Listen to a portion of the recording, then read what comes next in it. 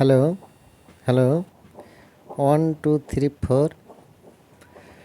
ভাই সকলদেরকে আমি আহ্বান জানাচ্ছি আমার সুন্দর কণ্ঠে একটি হাসি কৌতুকের গান শোনার জন্য।